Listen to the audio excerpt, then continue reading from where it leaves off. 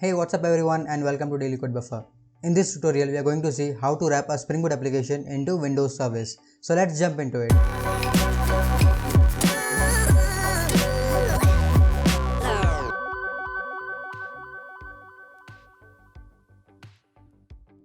So first we will create a Spring Boot application and then we'll wrap the Spring Boot application into a Windows service. Okay, so let's create a Spring Boot application first. We'll go to start.spring.io.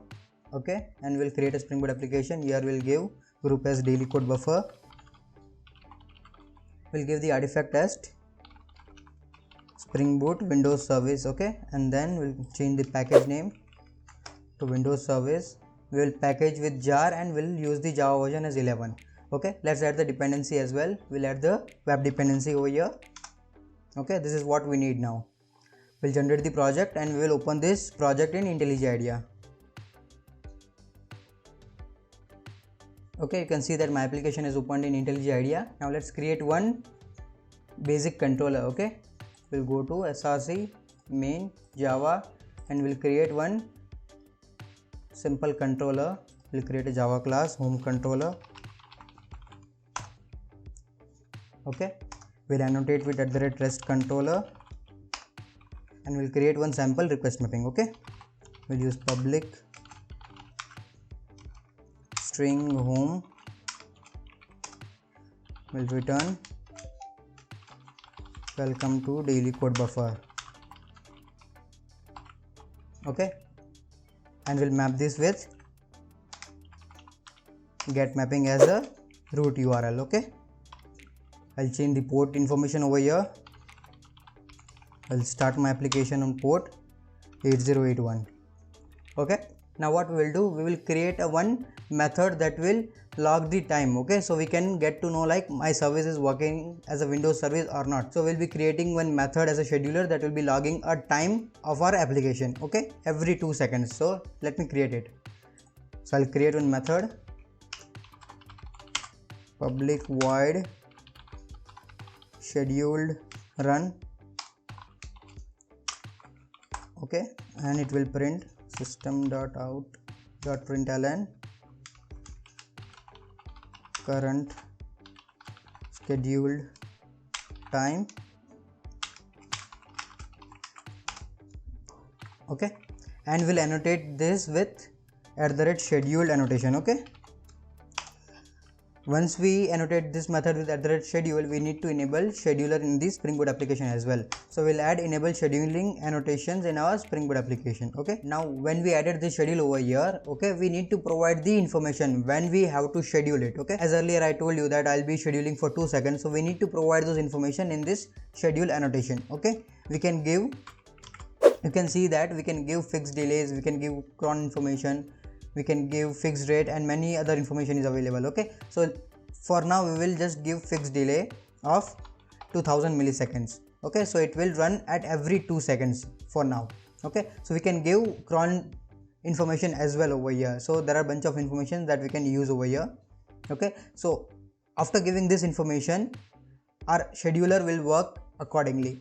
Okay, now why we need a scheduler over here? Okay, what you want is you want your application to be running every time as a Windows service in a background, right? You don't have to start and stop every time. You have to enable or disable the service at the auto start of the system or any of the information. So packing that entire application into a Spring Boot service will help to achieve those things. It will be running every time as a Windows service and we can perform our operations using this Spring Boot application. Let's run it. Okay, you can see that my Spring Boot application has started and you can see that current schedule time is printed over here. Okay, at every 2 seconds. Okay, if I go to my browser and do localhost colon 8081, you can see that my application is working. Right, welcome to Daily Code Buffer. Okay, let's stop it over here. Now what we have to do is we have to package this jar file into a Windows service. So let's create a jar file first using the maven and we'll pack into a Windows service. Now before we do all of this, what we have to do is we have to provide some of the information in our pom.xml file. We have to make this application as an executable. Okay, so what we'll do, we'll go to a pom.xml file and into our build tag we will give the final name. So this final name is the final jar file that has been created. Okay, Windows Service Java application. Okay, and in the plugins information we can add the configuration, and inside that configuration we can add executable as true. So this application will be as an executable file. Okay, so now we need to create a jar file out of it. Okay, let's go to terminal and we'll do maven clean install. Okay, you can see that my jar file is created. Okay, build is successful. Now let's go to the directory. Okay, this is the directory. Inside target you can see that WS Java application is created. Okay, now to pack this jar file into a Windows service we'll be using a third party plugin. Okay, so the plugin is WinSW. Okay, so you can see that this is the WinSW GitHub page. I'll link this in the description below, you can check this out. And after going here you need to download sample minimal XML file, and you need to download winsw.net4.exe file. Okay, so with the help of these two we'll be packing that entire jar file into a Windows service. So you can just download over here. I have already downloaded, so you can see that I have already downloaded. Okay, so let's copy both of this thing and we'll create a folder. Okay, we'll say Windows service. Okay, we'll copy it over here. We'll copy our jar file also over here. Now what we have to do is we have to change this XML configuration. Okay, we have to give this information over here. So let's copy this name over here. Let's open this XML configuration. Okay, so you can see that these are all the comments you can remove also. Okay, here you need to give the ID of your application. Okay, so I'll just give Windows Service Java application over here, and the same you can give over here. Okay, and you can give the description over here as well. Now here you have to give the executable informations. Okay, as you know that we run the Java application with the Java command, so we'll give the Java command over here and we'll give the arguments.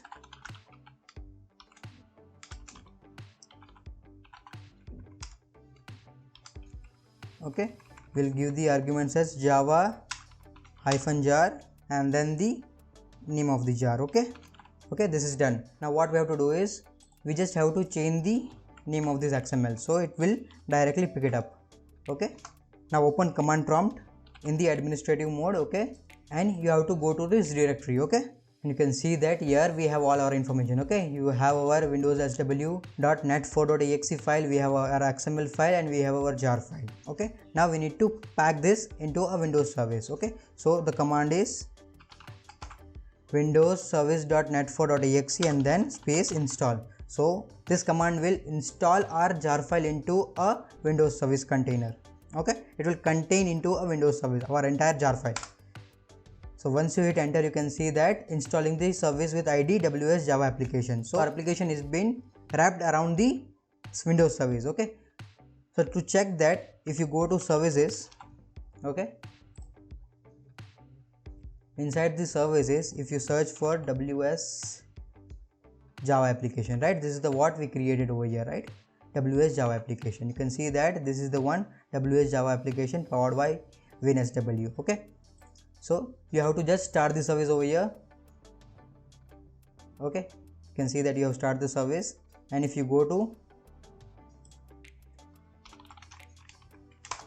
you can see that it's working, right. So this way you can wrap our SpringBoot application into a Windows service. Okay, so if you come to this folder, you can see that we have the logs also over here. Okay, so this way we can wrap our SpringBoot applications into a Windows service and we can start and stop the services accordingly. If you see that in the Windows services tab, you can stop the service, start the service also. Okay, so this way you will be handling the Windows services. Okay, that's it in this video. If you have any queries, please let me know in the comment section below. If you like this video, please give us a thumbs up and we will see you in the next video.